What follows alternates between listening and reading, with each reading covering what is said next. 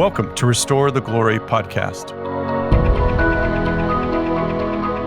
My name is Jake Kim. And I'm Bob Schutz. We're two Catholic therapists sharing what we've learned personally and professionally to help you on the journey of restoration. If you've been blessed by our podcast, please prayerfully consider partnering with us on Patreon. Your support will help cover the cost to produce the podcast, but will also give you access to exclusive content like monthly reflections and special live stream teachings. Go to patreon.com/restore the glory and join the mission of experiencing the restoration of our God-given glory. Hey, Bob, it's good to be back with you once again. We are continuing on in our series here on same-sex attraction. And so I want to really encourage listeners, if you're starting with this episode, we would highly encourage you at least to go back and listen to the first episode in the series where Bob and I kind of intro why we're doing this and what our heart is in it and what we're trying to accomplish here. This is tender stuff. This is important stuff. And we want to be sensitive to the experiences that people have. And just like we broke down in that first episode, Bob, with the catechism, just about the importance of addressing this issue, but the sensitivity that's required as we address it. So I'm very happy to have our guest on. So Bob, good to be with you. And why don't you introduce our guest? Hey, Jake. Yeah. I actually have not met in person our guest, but we've talked on the phone and emailed, and I really got to know him through reading his book. And so I want to introduce everybody to A.J. Benjamin, who has an amazing story and is a man of a lot of courage and faith in the way that he's walked through things. And so I was just so impressed with his story and his honesty and his vulnerability. And so much of the time, as people talk about this issue, it's kind of on the surface of, the camps that we identified before. And what I love about AJ's story is he just talks about the realities of his heart, which is really what's beautiful in it. So AJ, welcome. And we're glad to have you here. Thank you. It's an honor to be here. I really appreciate this opportunity. That's very cool. AJ, so your book is titled When the Sun Frees You, A Catholic Man's Journey of Healing from Same-Sex Attraction. So I know for me, I am, as a clinician and all the work that I do, I love the inner workings of people's hearts. And so your self-awareness and ability to articulate your inner world is exceptional. And then in particular about this domain and area. So I'd love to hear as much as possible about that. You're willing to share just about your heart, your journey, et cetera, in this area, what it's like, what the ups and downs were, et cetera, all that stuff. I'm all ears. So like, where do you often feel like you want to start when it comes to like when the sun frees you, like freedom? Where do you start? Where do you go? Like, what comes to mind? That is a really great question, and I think from the first episode of this podcast, the way you guys were discussing it, when you guys were trying to define what healing means, was kind of what does freedom mean for you, and that's kind of where I usually begin. I didn't. When I was growing up, when I finally figured out, when I was a teenager that I was, the label would be gay. When I finally figured all that out, that I was sexually attracted to men. I thought that I had to kind of live with it, to just kind of, white knuckle it through life and live with it. And I tried to do that. But I had a really hard time coming to terms with that because I never actually felt free. I felt a lot of shame and a lot of insecurity and doubt about myself as a man, which I don't think I could have articulated to you back in the day. It was really only after exploring those issues, not through therapy, but more through reading books, self-therapy, things like that, a master's program. I have a master's in counseling, and a lot of that exploration came through that. But the one main thing is that when I was finally told, when a priest actually told me, God can heal you, and I was kind of like, what do you mean by that? Because I mean, Mm. when I saw that, I was thinking it was like, the 700 Club, and Yeah. it was $10 like, the and you're Snake better. Yeah. Charmers. Yeah. Yeah, yeah, the Snake Charmers Yeah. and things like that, and not the Snake Charmers, but the Snake Handlers Yeah. and things like that. So I was thinking, well, I never really had heard that before. Mm. When this priest told me that, I was like, I kind of thought he was a little bit crazy. I was like, well, Wow. how is God going to heal me? Isn't this just who I am? Wasn't I just born this way? I mean, isn't this just a normal variant of sexuality? Like, Mm. what do you mean healing? And he said, well, he basically explained to me in a nutshell that because of the way I was raised, the things I had experienced, that my sexuality had developed a certain way, Mm. and that there were ways to heal that and to restore it more to God's original plan for sexuality. Mm. And I said to him, well, I mean, you mean like go from gay to straight? And right off the bat, when I started exploring that, I found right off the bat that gay and straight are terrible labels. Huh. They're both labels, and they're both terrible. They're reductionistic, and they don't really encompass the human person. There's so much more to human sexuality, which we're finding more and more. I'm sure you guys know the fluidity of sexuality. Mm. Even the people who are typically gay apologists are really more and more realizing that it is much more fluid than it would appear, and there are things we can do that reinforce uh, a homosexual orientation or a heterosexual orientation. Mm. So when I was kind of trying to get pigeonholed into that gay versus straight, Mm. it didn't work for me. Huh. Okay, it didn't really encapsulate who I was as a person. Do I have attractions to men? Have I had attractions to men? Yes, yes. Is it did it 100% go away? No. But Mm. am I to the point where I can deal with it and it doesn't Mm. impede my life? Do I feel chained by it? No. Mm. I feel free to be the man I am, the man God called me to be, Mm. and the man God wants me to be as a disciple, a husband, and a father. And really, for me, what that really entailed was restoring a broken connection with the masculine world. And I think that's where people get a little bit, I don't know what the word would be, a little anxious when you use language like that, because I think what they think you're saying is, okay, well, does that mean you think I'm not masculine because I don't, subscribe to a particular societal Right. Right. moray? And that's not what we're saying here, because really there's a wide range of what masculinity is. And if you look across cultures, you see that there are different expectations of what a man is in each culture. The main thing is for me to get in touch with the heart of what the man that God's calling me to be, what that is. Mm. And that's where my particular journey comes in. Mm. Mm. I don't know if that makes sense, or if you have any questions. I don't know if you want to focus me a little more, go right ahead. AJ, there's so many things that you just said that I think are fascinating topics to press into, and I don't know where we want to go, and maybe just we'll trust the Spirit will lead us where we want to go. So the first one was when you talk about sexual fluidity. I think a lot of people hear gender fluidity in that, but I don't think you're putting those together or mixing those up. So that's just I'd love to break that down with you.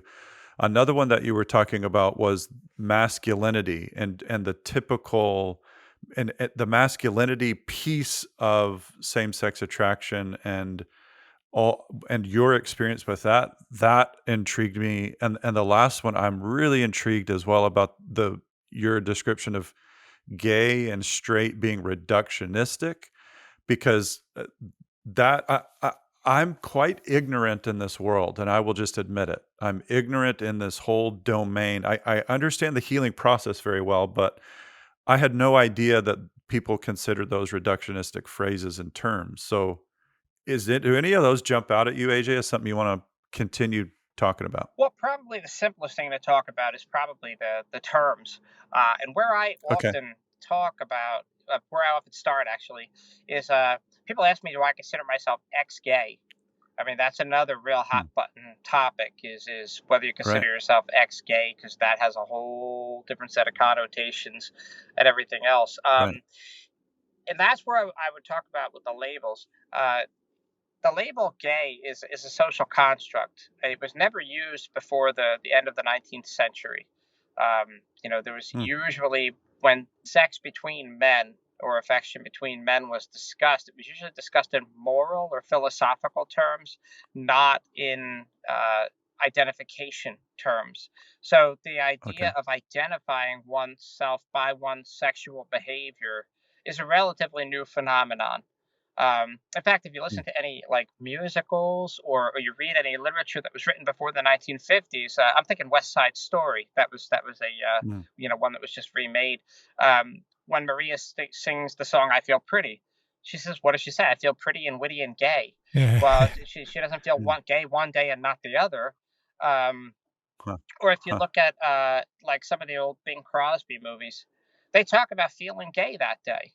That Hmm. means they're feeling happy, obviously, but Right. that term was Right. was co-opted to refer to people who identify through the sexual behavior and practice of having sex with other men, or affections toward other men, sexual affections, erotic affections towards Hmm. other men.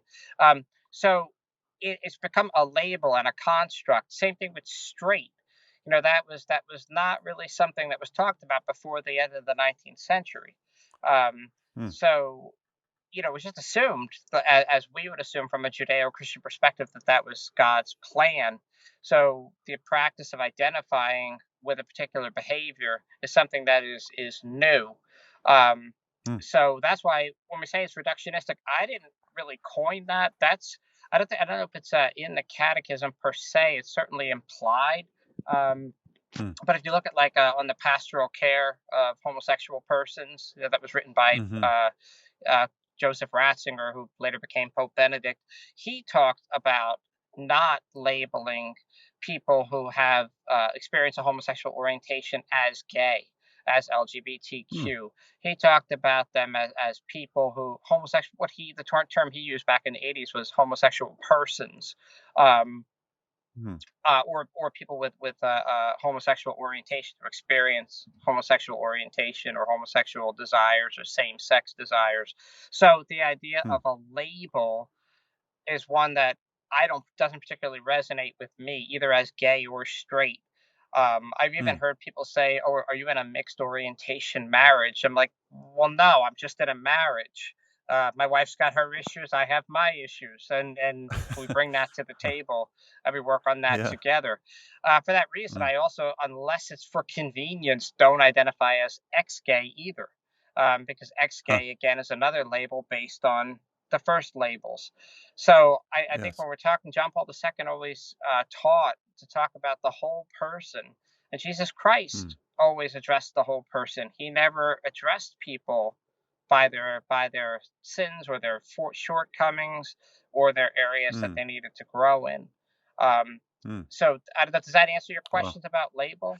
No, yeah, that's super helpful. Like again, this is the stuff that I haven't delved a lot into because I feel like we're kind of talking about dynamics before we hear more about your story and the healing. Restore the Glory is all about the healing process and the restoration of our God-given glory. And so w- I appreciate it because we're laying the foundation so we can now go, oh, okay, so now let's hear about your story. And this is all part of your story. I mean, you're referencing already Pope Benedict, you're referencing, the catechism. And though what I'm hearing is that you really must have gone to the church for an understanding of reality as opposed to somewhere else. Is that fair to say? That is fair to say.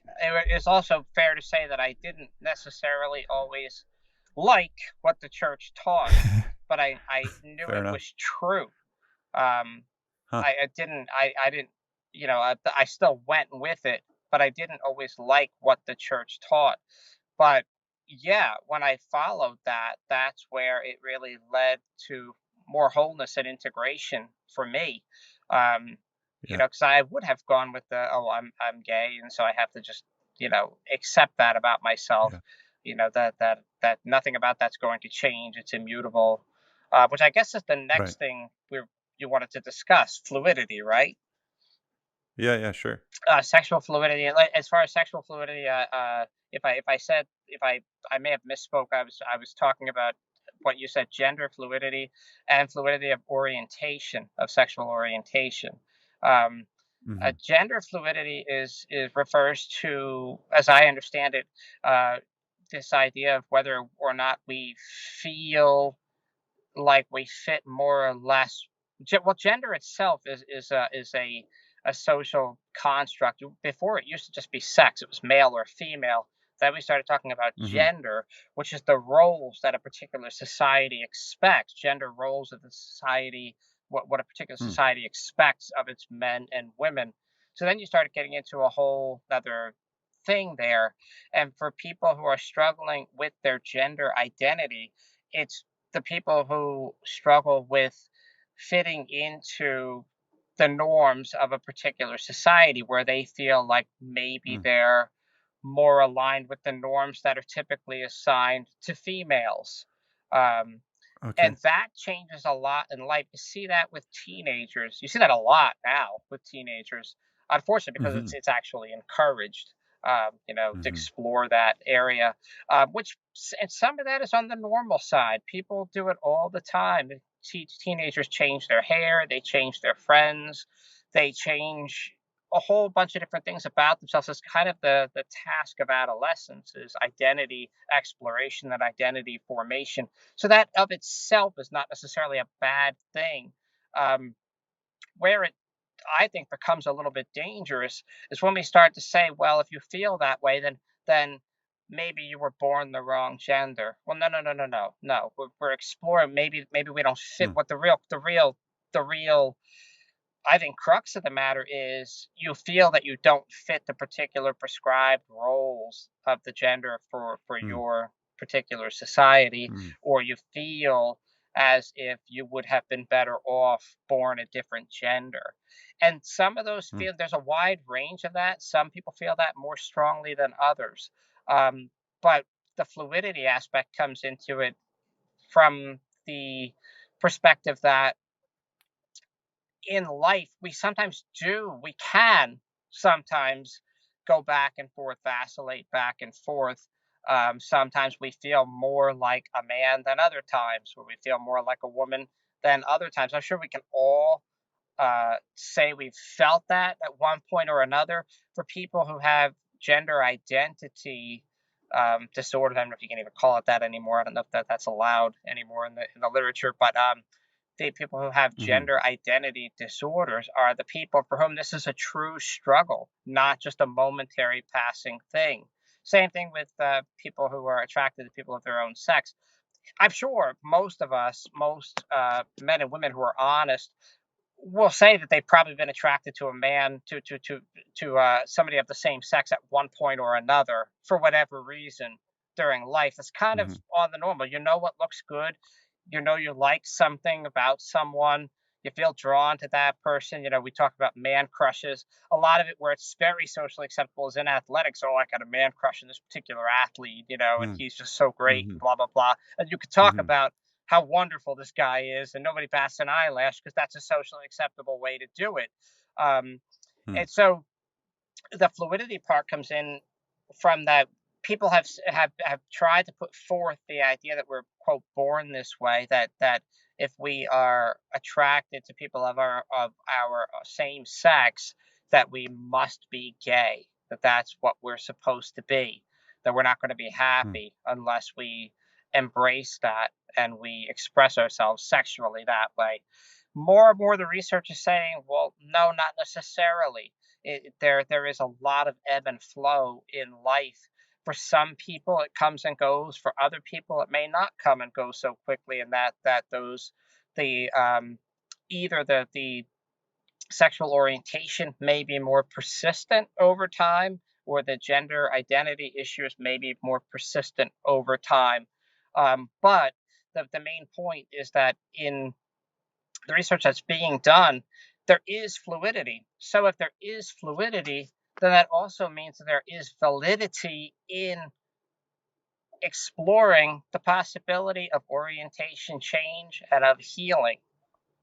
Mm. That's where Mm. that's where it gets sticky, and that's what people really don't want to discuss. Because if you say, well, it's a little bit fluid, then really what you're saying is this whole movement, this whole ideology, this gender ideology, LGBTQ thing, is based a little bit on something that's not quite solid. I don't want to go and say it's based on a lie, but it's based on definitely something that is not as solid as what's being proposed. Let's put it that way.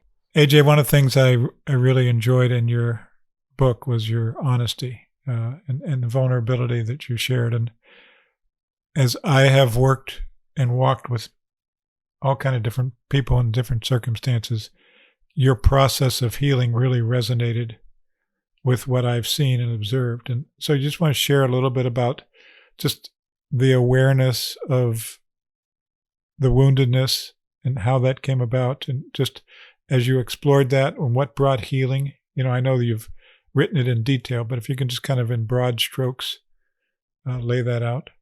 The awareness of brokenness. I always had that. I knew something wasn't right. Um, Mm. excuse me. I knew something wasn't right from as soon as I hit puberty, really, and I figured out that the feelings that I was having for other boys my age or men were the feelings that typically that men and boys express about girls and women. So I knew there Mm. was a brokenness there. I didn't like it, but I thought I just had to live with that brokenness. Where I, realized that healing was possible was when I went on pilgrimage to Fatima. That priest told me in confession about healing, and then I met another guy who was also engaged in the healing process there at Fatima. And he was Mm. telling me the things that he had done as far as just trying to reconnect with that lost sense of masculinity. If you're asking me where the origin came from, I had a physically abusive father, and we were never very close. And that's where it really started. That was the area of my life that really, I think, turned everything the other way. And I'm not blaming my father at all. And he did a lot of great things. I'm not saying anything like that. There was a lot of Mm. things he taught me that I still take with me to this day. But he was very volatile and angry, and I could not trust him to take care of, as a man, for him to take care of his son. And there was an area Mm. of brokenness there. And it was kind of like the 1 degree, when you're on a compass and you're 1 degree off. And then if you stay on the 1 degree off, eventually you're going to be way off course. That was Mhm. kind of the beginning of my lack of connection with the masculine world. And because I didn't have the security of my father behind me, that kind of spilled out into my peer relationships, and uh, my own lack of formation in my masculine identity. So the Mm. healing really came from, number one, the sacraments of the church, lots of prayer. I'm not talking about pray the gay away. That's not what I'm saying at all. But I'm just saying that in Mm. Christianity, if we believe that Jesus can do what he says he can do, then he can heal. He should heal. He promises healing. And in, Mm. in our Christian walk, we all need healing from something. And I think that's probably the essential thing, is whether we truly believe that we need healing. Do we need healing? Do we need a Mm. savior? Or do we not? If we say, well, God made me this way and I'm good like this, I don't need to progress, well, then, okay, then what do you need a savior for? But if we say, well, no, we know we're broken, we know we've not arrived, well, then that's what he's there for. That's why the cross happened, to bring us that Mm. healing and power. From a practical perspective, the thing that really helped me reconnect with my masculinity is other men. I really actively Mm. explored good, healthy relationships with other men. And that's where I really grew. I belonged to a household in Franciscan University, the Knights of the Holy Queen. I'm still friends with those Mm. guys. They're praying for me Wow. right now as I'm doing this. Awesome. They have been very supportive of this whole thing from the very beginning. When I first told them, before the book came out, I wanted to just let them know what was happening, and I really just had that band of brothers, that love and support constantly behind me. And not only them, but just really good friends, from around my area, my church, just really good, solid male friends. And they kind of loved me out and back into the world of masculinity, where to the point where, I really could embrace my own sexuality as a man with all its brokenness and everything else, Mm. and really be at peace, and to go back to what Jake said at the beginning, and experience true freedom, as the son of Mm. God and as a man. Mm. Can I go a little deeper in some Sure. of that? Just because you drew it out in the Absolutely. book so well. Those deeper wounds with your dad and with your peers, what I read and what resonated with me is there was a place where your heart disconnected from your dad because he wasn't safe. And what the language we use is kind of an inner vow, like an Yes. inner vow is I'm not going to need anything from my Right. dad. I'm not going to want anything from my dad. And the effect of that is to disconnect from the source of your masculine identification. Right. And so then you move into the peer groups, and there's a sense of not belonging, not fitting in, not being like the other boys. Even before you become aware of same-sex attraction, there's a sense of inadequacy around the boys. Yes. Is that an accurate Absolutely. description Absolutely. of that? And then if you happen to be not gifted athletically, which again is the cultural, we talked about, the cultural Yep. mores and the expectations of gender. I was Mm-hmm. not gifted athletically. And ironically, as the more I've become, more aware of myself as a man, the more I've improved athletically. But I think I just didn't have that confidence to go forward. And when you're constantly the last person picked for the teams, it wears on you. If you're a kid that's not a boy that's not real strong in his masculine identity to begin with, that just compounds it, and the insecurities come out, and you kind of get pushed off, and it just reinforces the fact that you really are different. You don't fit in. You're not like other boys. There's something wrong with you. And then if you could talk about the body image Oh yeah. that develops from there. Yeah, I mean, even now, I'm not a very big man. Yeah, I'm definitely below average in height and everything. Uh, but size for me, I always joke with my wife, and I say, if you want to make want to make a woman feel good, you tell her how small she is. You want to make a man feel good, you tell him how big he is. And it's really true. And she laughed. We have a big joke about it, but it's really true. It's uh, size. Size is the symbolic. Size and strength are the symbolic, I guess, the symbolic representations of masculinity. Now we have no control over our size, obviously, but that size represents power, and if you don't have that, um, going for you, that body image can really bring a man down unless he's confident or he's figured out some other way to make that work. So for me, I was always, it was almost an idolatrous thing for me. I was always looking to be a different man than God made me to be. Because if God really had wanted me to be a big man, He would have made me a big man. And Yeah. but he made me the way He wanted me to be, and so that's where I think the body image comes in.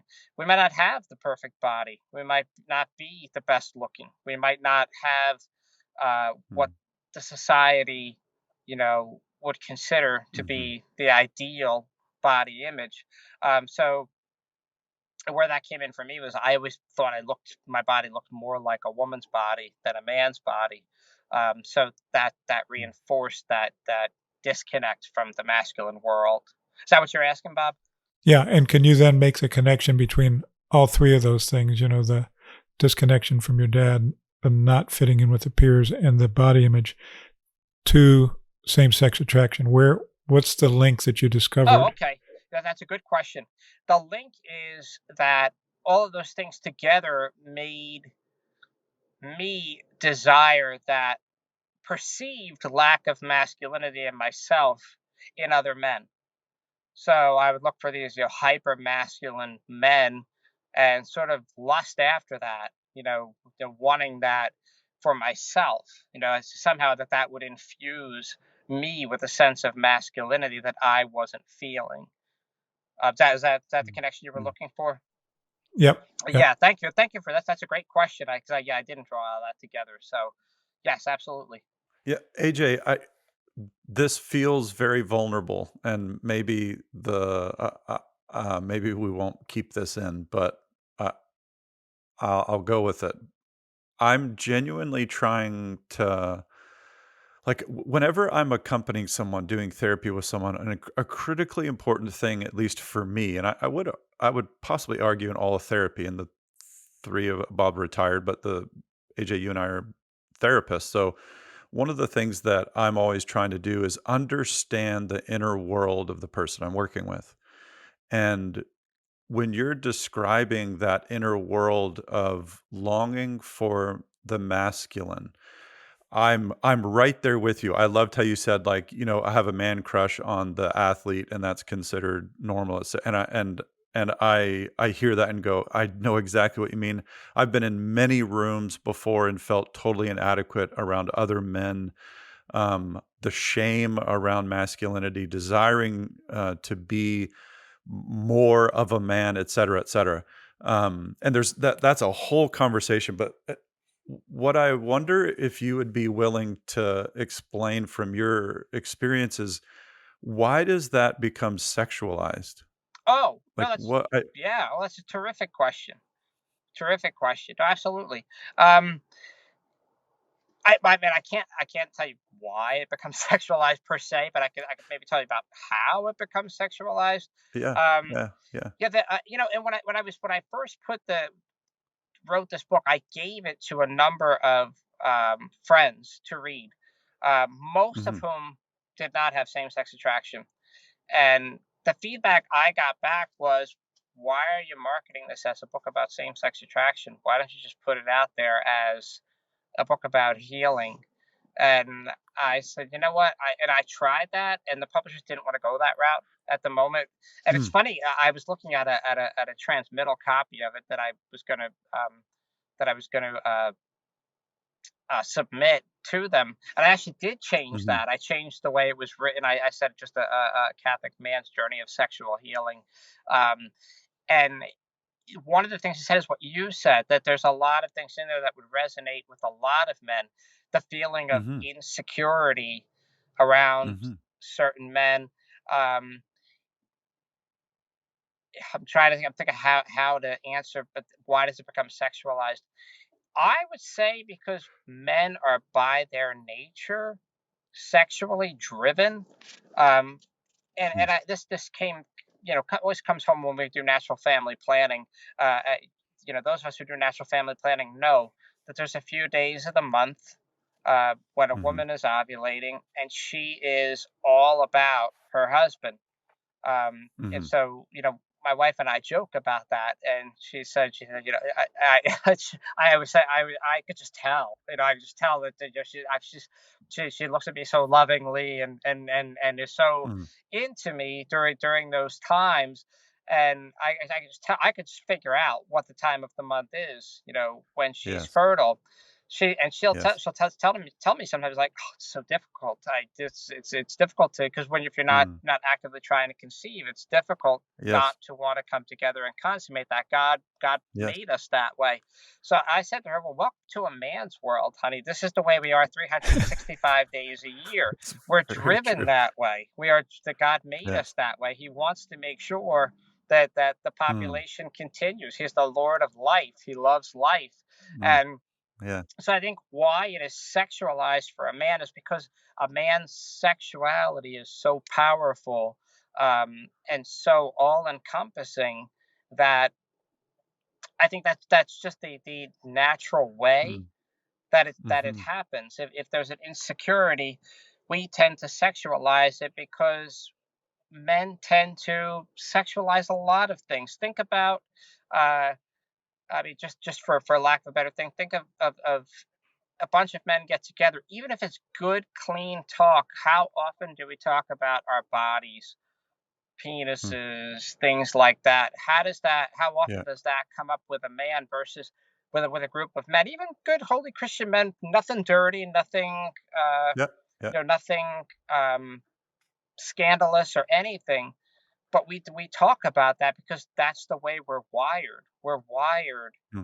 to be much more sexual. Not more. I want to say much more sexual, but much more, I guess, physical than women are generally. Okay. There's exceptions, of course. We don't want to stereotype. Yeah. Um, so I think the reason why that becomes eroticized, at least in some men, is because that force is just so strong, and it the desire, that what you said, that insecurity, the pain of feeling that insecurity is so intense that that's the way it gets channeled, is through our Hmm. sexuality. I don't know if that makes Okay. sense. It does to me. And yet, using the analogy with life, the woman having the desire when she's in that fertile stage and the man having that desire, you know, that makes sense where there would be that attraction, masculine to feminine. But as you're describing it, why masculine to masculine, you're saying because of the insecurity and the need for masculine love, it just gets sexualized because everything gets sexualized in that stage of adolescent development. Is that what you're saying? Yeah, it can get sexualized. I'm not saying that's the case for everyone, and this is where the camps question starts coming in, because now people are going to say, well, wait Hmm. a minute, that you're saying then basically that I have an unhealthy, that this is going in, and basically my desires are going in a sexualized way, my healthy desires are going in a sexualized way, and I would say yes, that's exactly what's happening, that we have sexualized our Hmm. desire for male affection and for affirmation, because I have found when I just get my needs met, uh, and I'm saying even physical needs. Some men have more of a need for physical affection than other men. I have a Hmm. high need for physical affection. Hmm. Other men might not have that need so much. So when Hmm. same sex attraction develops, it's really kind of a perfect storm. It's the way my particular personality is. It That's the way it translates for me. That's the way that Hmm. insecurity Hmm. translates for me. And once I get to see the insecurity as insecurity, then the sexual charge behind it lessens. Hmm. Hmm. Hmm. I'm hearing you say, Bob, in the courses and stuff that we do with JP2, one of the things that is a regular phrase we talk about is behind every unholy desire is an unmet need. Does that resonate as true for you, AJ? Like 100%. behind 'what's 100%. that been like in your story? Um, well, my unmet needs were, as I said, for that physical affection from men, having that connection to men, to the world of the masculine, needing to feel like a real man among other men, uh, Hmm. and trying to pursue that is what came out in the unholy way as same-sex attraction, even though same-sex attraction itself is not sinful. Um, the the Mhm. idea of that my sexuality developed that way, um, was really a mask for what was really my own unmet needs. There was Mm. a guy, and I forget the guy's name, and I think the name of the book was a Gorilla Suit, and it was about this bodybuilder who identified as gay, but to cover Mhm. up that insecurity, he became a bodybuilder to make himself hyper masculine, and he compared it to Hmm. wearing a permanent gorilla suit, because Wow. he had, I forget the guy's name. I never read the book Huh. actually either, but I thought, well, that's a really great metaphor.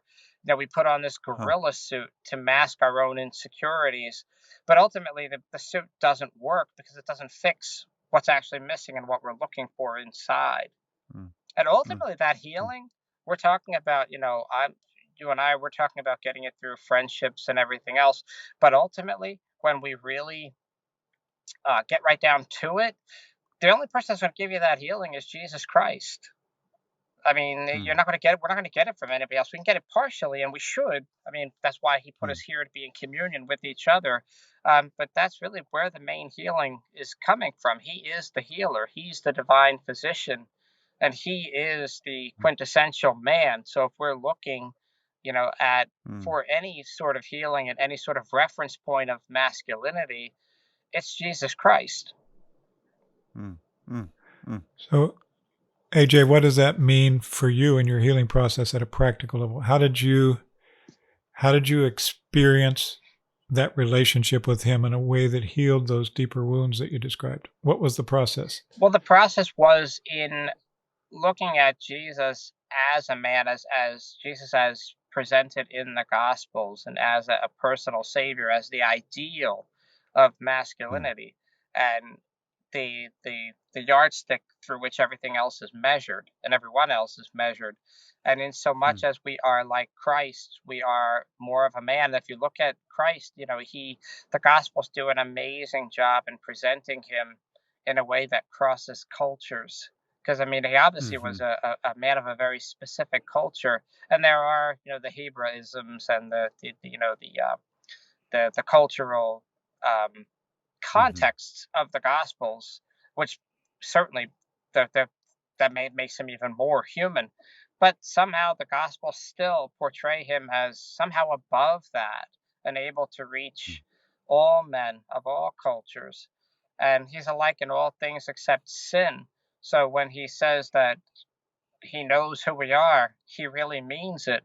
And for me personally, the Holy Eucharist, as a man, as wanting to have another man come inside and save me, well, you don't get any better than that. And if you look at some of the documents of the Council of Trent, what they teach about the Eucharist, it's almost a little mm, off-putting when they describe, like the Catechism of the Council of Trent is very, mm, very descriptive when they say when Christ comes inside in the Eucharist, you are receiving His full humanity, His full divinity, and mm, everything that makes Jesus Christ, who Jesus Christ is. So if we're looking for any kind of an affirmation from another man, that's it. And that goes from, we're mm, just talking about men here, of course, but that also extends to women from the opposite perspective, because male and female, God created them. Um, mhm, but that's what it was for me, is seeing the person of Jesus Christ as a true example of a man, body and blood, a man inside me to make me more a man unto himself, like unto himself. So I'm hearing you describe there, AJ, that the sacraments were a major part of your healing. And what's coming to my mind is this idea that, let me speak for myself, and then maybe you can tell me if this resonates with your story. Okay. I have a lot of sexual brokenness in my past, and with for early exposure to pornography and addiction and masturbation that I experienced healing in. And my story sure resonates with the longing and the aching for the feminine being connected to mother wounds. And um, so that just resonates and makes sense with me. And what I haven't thought of before, and it crossed my mind, and I wonder if this resonates with you, is I wonder if all of those attempts in my story of going after the thing that was ultimately sinful was actually an attempt to be healed. In other words, I'm trying to experience healing ultimately. I'm trying to make things right in my heart, and I think this is the way to do it. Is it seems to make it better when I look at pornography and masturbate, right? And so that was the narrative I was operating under, and I've never thought of it, whoa, is it possible that I was looking for healing? I was looking for the depth of something, and I went to that very thing thinking it would, not consciously thinking it would actually heal me, but I was looking for some remedy to my brokenness. Yeah, And that felt like a version of a remedy. It was just really not the right remedy. Does that resonate at all? absolutely. And did I have to tell you that your experience is probably Hmm. the one that's more common? and that's one of the, if there's anything that's good to be said about experiencing same-sex attraction, something's broken there with same-sex Mm. attraction, with a struggle like what you were describing, which is what most men, I think, would describe. Mhm. um well, it kind of follows, it's a sinful version of it, but you're following the natural order. It's you're Mm. looking at women, men and women are Yes. supposed to come together and consummate a sexual union. So it's the pornography and the masturbation um, is something that's looks right and seems like it would Uh-huh. heal, but ultimately it doesn't. Yes. I have to tell you, I have a good friend of mine who does not struggle with same-sex attraction, but has very similar struggles to yours. And he would tell me, and I'm not going to go into explicits, but he tells me, what Yes. his desires are for, a sex with a woman, what he would want to have happen.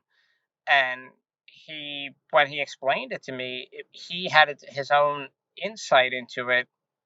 I said, I'm really looking, I feel powerless, and having this Huh. happen would make me feel powerful. I feel insecure. So it makes me feel more secure, more like a man, if a woman would do this particular thing to me. Yes. So I lived that fantasy. So yeah, I think what you're saying is right on the money, and I think that's where most men probably go. And unlike Mm. yourself, most men do this and don't realize that it's a problem. That they're, 'cause Mm. the big thing is, and I think that the people who identify as gay or have same-sex attraction often get scapegoated by other men, Mm. because other men don't look at themselves that sincerely as what you described, Mm. Mm. and they'll say, "Hey, well, at least I don't like guys, at least Right. I'm not that bad." Right. But rather than looking at their own brokenness and saying, "Hey, wait a minute, I've got a mommy wound here." You said that mother wound, and Yes. that's really true.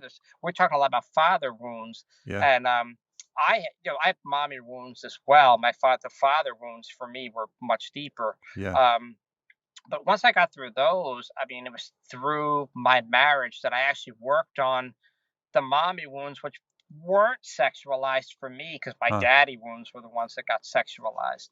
Mm. But yeah, I mean, when you look at all the bad behavior that men do, all the sinful things they do, the womanizing, the adultery, the Yes. pornography, the masturbation, uh, all of that stuff is crying out, Mm. that there's something wrong, something that we're looking for, there's something deeper. And that, no, I think you're right on the money, and I think that is why a discussion about same-sex attraction is so pertinent to what you're saying. I think it's absolutely right on the money, 100%. Mm. Yeah, I think it's a message that needs to get out there. Mm. Mm. AJ, one of the things that, yeah, I just affirm the discussion, and it's why I've always had the experience that the healing of masculinity is the same process for somebody with same sex attraction as somebody with opposite sex attraction. It's just oftentimes a deeper and more Mm. particular kind of wounding, uh, but it's the Agreed. same process. And so, as you described your process and your friends read it, what they could identify with and say, even though my struggle is not in that area, I could identify with your Mm. healing process. Absolutely. And, that's one of the things. I have friends who are both experience same-sex attraction and opposite sex attraction, and to be able to have, I mean, it's great to be able to discuss it with another man with same-sex attraction, because you can really relate. But to be able to discuss your sexual struggles with a man who never had same-sex attraction, and to be able to affirm one another Mm. in our own respective masculinities is such an incredible gift. Mm. Mm. It's such an amazing thing, a mutual healing from opposite perspectives, like you said. But it is really the same thing. I think all men are looking to be loved ultimately by another man, and to be Mm. protected and say, you're mine, I'm with you, I'll Mm. stand by you. Mm. And to especially to have a group of men who say, "Yeah, you're one of us. Nobody's going to get you because you're with us. Mm. that's really what we're all looking for. Yes. And ultimately, like I said, we find that in Jesus Christ. But Yes. here on earth, that's what God's put us together to do. I even look at like Jonathan and David. I did a Mm. chapter on Jonathan and David, which are often used, in the LGBTQ as an apology. They were really closeted gays and everything else. And Mm. there's nothing in the scriptures that says that. You're really reading into it big time. And really, if we were going to write about your great king, don't you think people knew what they were writing? They would have surely left that part out. If Mm. that was something that was really a problem. Um, but really, that's where it is that intimacy that David and Jonathan experience with each other that allows them to fight for each other and to be the strength of each other. Mhm. That's really what we all need as men, I think, is to have that. And again, a lot of men may not realize that that's what they need because they're covering it up with the pornography, with the other things that typically go along with unredeemed male culture today. Mhm. So, AJ, when you wrote a book, okay, so when the sun frees you, like it sounds very basic, but I feel like it's important to discuss it, which is why did you write a book about this? uh, you never know. Our Lady. Well, I made a promise to Our Lady that I would do it if she would show me the way to healing. Hmm. And again, I'm making a long story very short. Um, but she fulfilled her end of the bargain, Huh. and so I had to fulfill mine. And I said that I would serve men, with I, yeah, I said I would serve whoever she sent. And one of Hmm. the things that I started out with was the blog, thesilentnight.net. Mhm. And then I wrote the book over time, and then I put the book in pieces on the blog. Hmm. And then I said, well, I'm going to see if anybody would actually publish it. And Tan Publishers actually did. They published it, and Hmm. it was it was unbelievable that it happened. Um, but that's where it came from. It was a promise to Our Lady, Hmm. and she came through. She showed me the way. And again, I could talk to you for hours, but I know our time is limited. Sure. But that's really what it ultimately came up with. She, you never make a bargain with Our Lady. She'll come for it. She'll come for her end of it. But she always keeps her word. Huh. She's a good mother. She is truly our mother, Yeah. and she wants everyone to be in relationship with Jesus Christ, and she Hmm. is constantly advocating for us. Hmm. In my household in Steubenville, Mhm. often refer to ourselves as Mama's boys. Hmm. that she's the one That's that's good. taking care of us. Um, and that's ultimately why. There's more detail in the book, but that's the short answer to your question. Yeah. Thank you. AJ, I know we got to stop here briefly. We do have a lot more we could talk about, but I want to ask a tough question that you address in the book. And I just because it's in the culture and something that you get a lot, or at least you're adjusted in some, is, in the culture, there have been men who have hidden their same sex attraction by getting married and having children, and then years later coming out saying, well, this was all a mistake. And, I'm really same sex attracted and all that. And, you're very clear in the book about those questions, asking those honest questions. Am I really healed? Is Hmm. getting married and having children isn't my healing, but it's evidence of the growth and the healing that I can love and I can have confidence in my capacity to be a husband and be a father. And yes, there are still moments where I have attractions, but they don't define me and they're not pulling me and I'm not in sin on that. Can you just address that in a general way? Oh, sure, absolutely. You're not. People think, and oftentimes in the past, I've been told people got the advice, "Oh, just get married. That'll take care of it." Um, Hmm. but it won't, because what you're looking for is a masculine Yeah. affirmation. Ultimately, it's a void of masculinity. So there is no Hmm.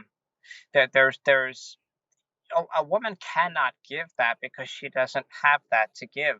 Hmm. If what we need is a masculine affirmation, no woman, Our Lady herself, could not give it to you.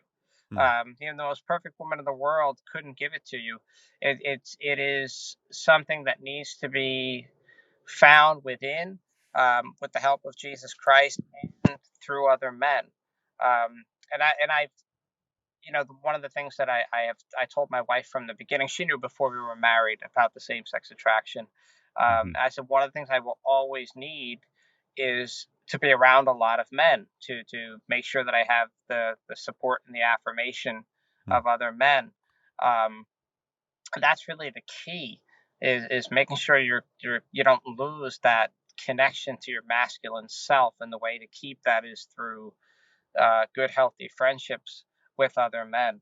Hmm. So, yeah, from when I was pursuing healing, I constantly just looked to get more and more relationships with men, meet as many men as possible, get involved as many activities where there were men around, just so I could get immersed. It's kind of like when you're learning a foreign language.